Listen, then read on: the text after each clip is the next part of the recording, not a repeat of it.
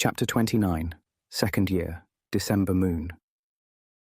The Hogwarts Express left Hogsmeade Station for Christmas on Saturday the 16th of December that year, meaning that once the full moon had passed, James, Sirius and Remus had to find other means of getting to the Potters' family home. McGonagall, after lecturing Remus on not letting any other students in on his secret, was sympathetic to the Marauders' wishes and allowed them to use the flu connection in her office just this once. Remus didn't mind the lecture so much, but he was terrified of using the flu network for the first time. He'd heard all sorts of horror stories from fellow students, and it didn't help that he was usually queasy for a few days after the full moon anyway. Sirius received a howler every morning after the 16th demanding that he come home at once, but he simply tossed the scarlet envelopes into the fireplace, where Walburga Black's screams echoed up into the chimney stacks. James was clearly unnerved by this behaviour, but didn't say anything. Sirius was always up for a fight lately, and it was just better to steer clear. Unfortunately, as the full moon drew nearer, Remus also had a very short fuse. The two boys bickered over anything and everything, and poor James had to step between the pair more than once. Just write back to her for God's sake. Remus groaned on the morning of the 20th, throwing a pillow at Sirius from his bed. He'd been woken early for the third morning in a row by a howler. If you think you can escape your birth right in this cowardly fashion, then you have another thing coming. It wailed, echoing through Gryffindor Tower like a banshee. Stay out of it, Lupin. Sirius flung the pillow back at him. How am I supposed to stay out of it when it's in our bloody bedroom every morning? Remus growled, getting up now. I'm so sorry to inconvenience you, Sirius retorted, dripping with sarcasm. He looked rough, as if he hadn't slept properly at all, but Remus was in too much of a bad mood to care, and his transformation was only hours away. How about not acting like a spoilt brat for 5 minutes? He snapped. You're so bloody selfish. I'm not asking her to send them. At least I actually get post. At least people care enough about me too. Remus threw himself on top of Sirius and began thumping him as hard as he could, incandescent with rage. Shut up, he grunted, landing a decent punch right on Sirius's left cheek. Sirius, though extremely adept at caustic insults, was not much of a fighter. He gasped and tried to push Remus away, eventually grabbing for his wand. Mordeo! He hissed, aiming at Remus's face. At once, Remus let go, tumbling backwards onto the bed, clutching his forehead. A horrible stinging sensation radiated from the spot Sirius had cursed. You wanker! He yelled, feeling his face tightening and swelling up. You deserved it. Sirius! James had clambered out of bed too late. You cursed him! You bloody cursed him! Sirius was looking less sure of himself now. He started it. He didn't even have his wand on him. Remus had climbed off the bed and was staring at himself in the wardrobe mirror. He looked as though he had rolled through a stinging nettle bush backwards. His skin was red and shiny, taut and swelling at a worrying rate. Does it hurt? James asked, tentatively. Remus shook his head, though it did, a lot. I'm going to the hospital wing, he said. Don't come with me. He snapped, seeing James pulling on his dressing gown. As he marched out of the room, still in his pyjamas, he heard James mutter, Attacking someone who's unarmed is really fucking low, Black. Madame Pomfrey healed him quickly using the counter-jinx, but she was very annoyed about it. Who did it? She asked him. If it was Potter or Black, then I want to hear about it. I told Minerva it was a bad idea to let you go away for Christmas. Why shouldn't I go? Remus asked, scandalized. Sirius is going. Mr. Black doesn't have your limitations. But we're not going till tomorrow. It's right after the full moon. That's the safest. I'm thinking of your health, Remus. You're very fragile. I am not fragile. Remus seethed. Of course not, dear, she said, not really listening to him. Now sit there quietly for a bit, eh? Have you had breakfast? Madame Pomfrey made him stay in the hospital wing all day in his pyjamas.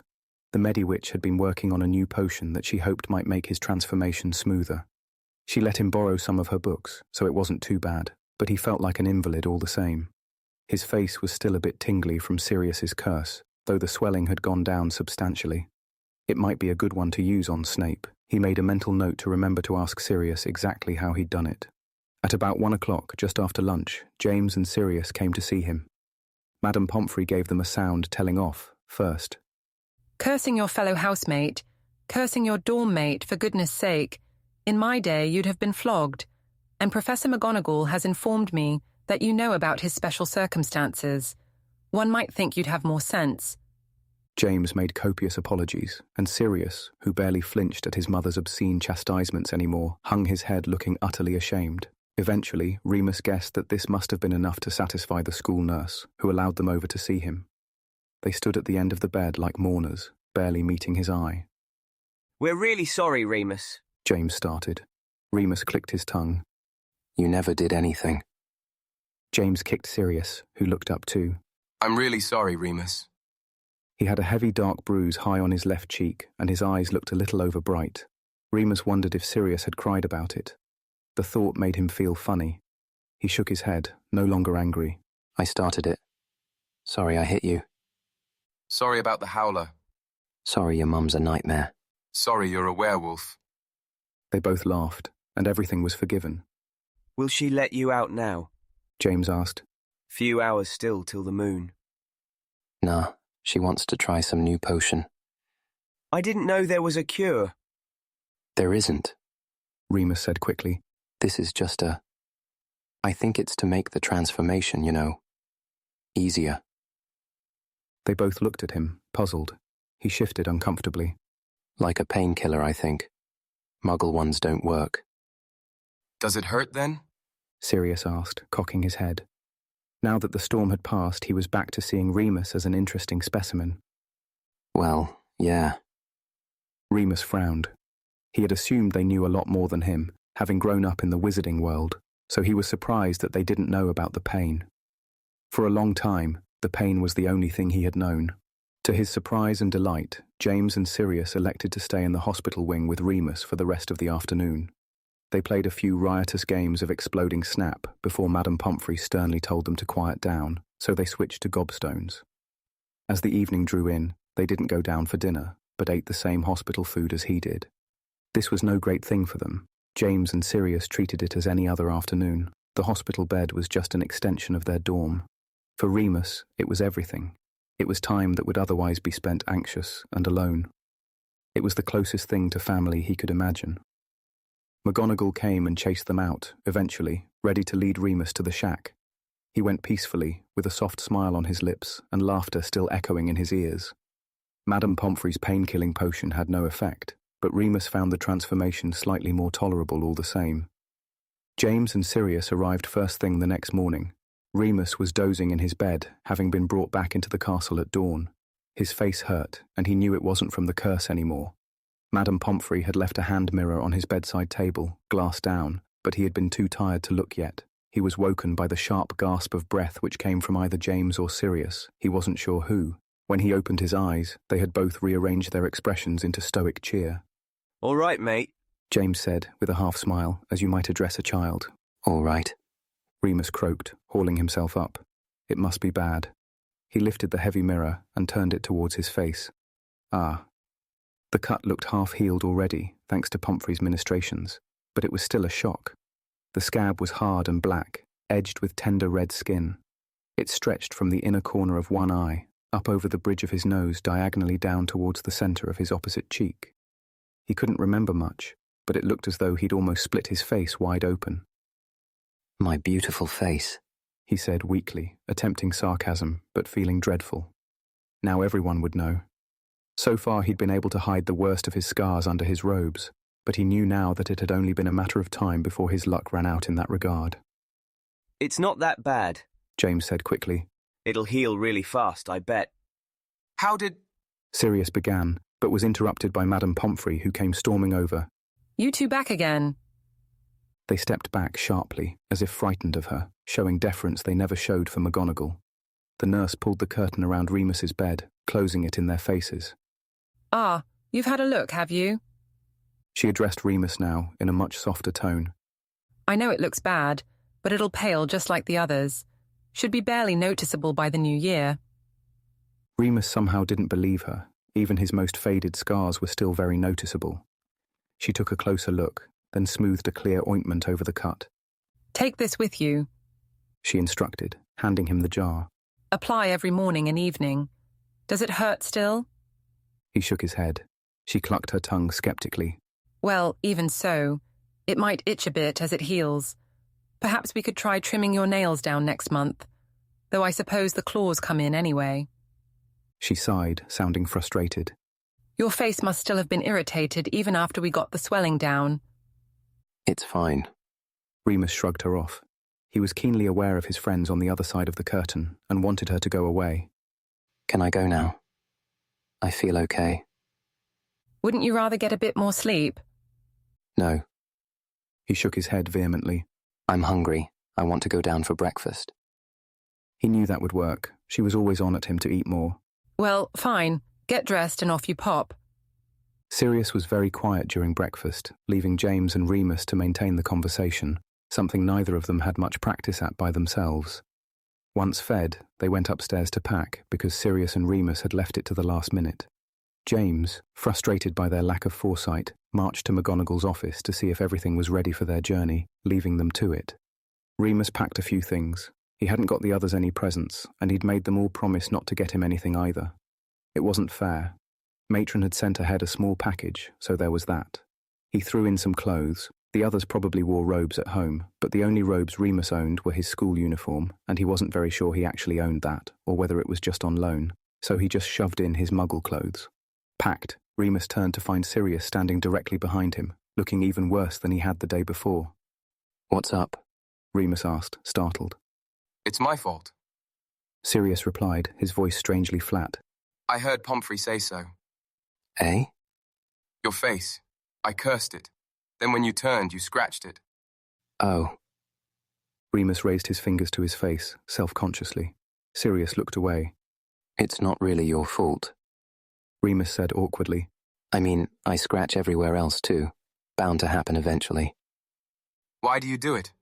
Sirius had asked that once before, when looking at his old scars. This time Remus could tell that he really understood what he was asking. But Remus still didn't have an answer. I don't know. I don't remember. You don't remember anything at all? Not really.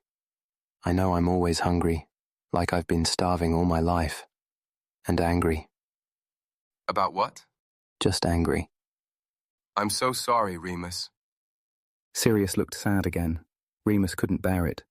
Oh, shut up, he said, half joking. You wouldn't think twice about cursing James or Peter. Yeah, but you're... Don't say it. He'd been afraid this might happen.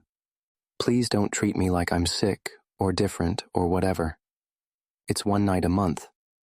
If I punch you, you're allowed to curse me, okay?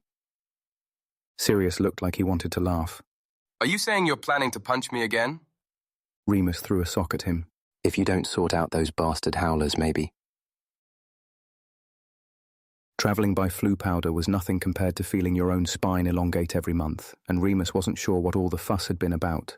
He was the second to step out of the fireplace into the Potter's lounge, after James.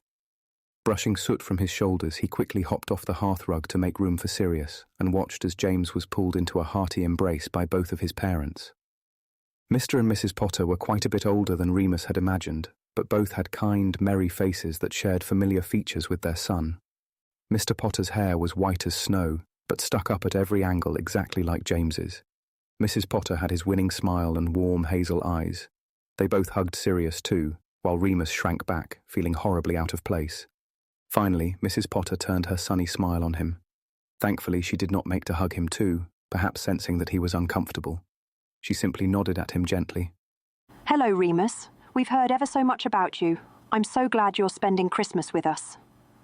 Remus smiled back shyly, but couldn't bring himself to speak. It didn't matter. James and Sirius were chattering 19 to the dozen with Mr. Potter, who looked like a schoolboy himself, eyes twinkling with fun and mischief. The sitting room, Remus supposed it was a sitting room, as it had 3 sofas in it, was the biggest he'd ever been in, with wide, tall windows letting in soft winter sunlight that pooled onto the polished hardwood floors. A gigantic Christmas tree stood in one corner, glimmering with silver dust and surrounded by a mountain of brightly wrapped presents. Paper chains and streamers were draped across the ceiling and along the picture rails, and even the magical portraits had decorated their frames with fairy lights. As they were led through the house, For goodness sakes, Fleamont, let the boys put their things away before you start planning whatever it is I know you're planning. he found that every room, even the hallways, were decorated with lights, tinsel, and hundreds of festive cards. The Potters must be very popular wizards indeed. They were certainly wealthy. The sweeping mahogany staircase continued up 3 more flights. James's bedroom was big enough for all 3 of them, bigger than their dorm room at Hogwarts, with a king-sized 4-poster bed, but Remus was surprised to find that there were 4 equally large bedrooms which were unoccupied. Sirius had already claimed the one next to James, so Remus put his bag in the 3rd room, wondering what it would be like to sleep alone for the first time. Come on then, lads! Mr. Potter yelled up the stairs in a booming voice. It's been snowing all afternoon and I've got the toboggans ready.